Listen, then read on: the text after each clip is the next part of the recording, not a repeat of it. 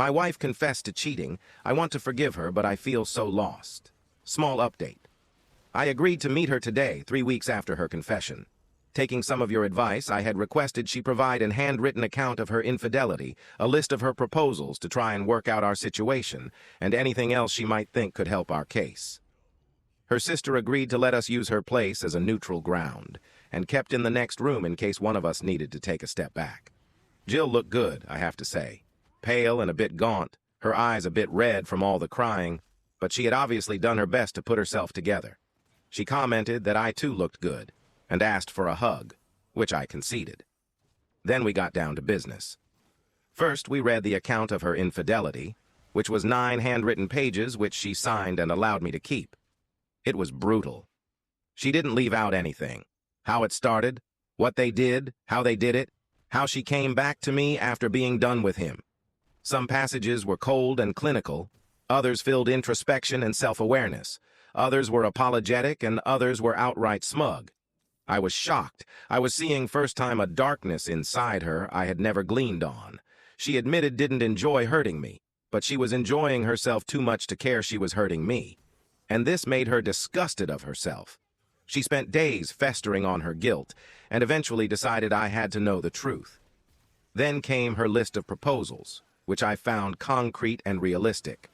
Offer information whenever I have doubts about something, provide proof, wait for me outside work, accompany me when doing random chores, be accountable about her comings and goings. She said that naturally everything was at my discretion, and if I wanted to put harsher restrictions, she would accept them without question. I explained that while I don't want to be her jailer, if we are to go on, she will be on a short leash for quite a while, and everything bit of trust will have to be earned. She understood and agreed. I then explained what I was going to do. I was still going to get legal counsel and draft divorce papers. At those words, she looked like about to cry, but just closed her eyes, hung her head, and said she understood.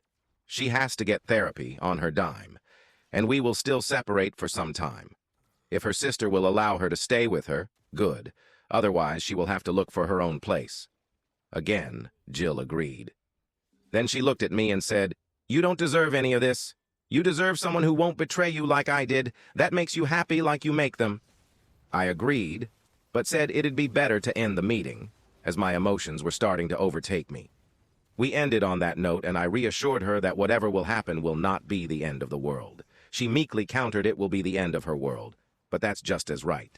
She asked for another hug, which I gave her, and then whispered to me that whatever will happen, she will always love me and is sorry for what she did to me. On the way out, I chatted a bit with her sister, let's call her Kiara, on the stairs. She said she overheard some of our talk, and I gave her a short summation. She said she found it fair, but she also added she agrees with Jill on the fact I don't deserve this, and that it's full of loyal women who would be ready for me. She also said that this Jill is not the big sister she grew up admiring, and she doesn't respect this new Jill. Love and pitying her, yes, but no respect.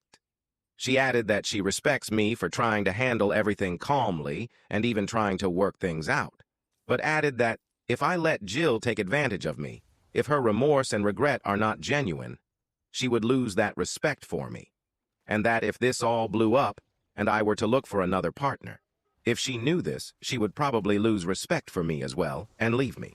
So that's how we are now.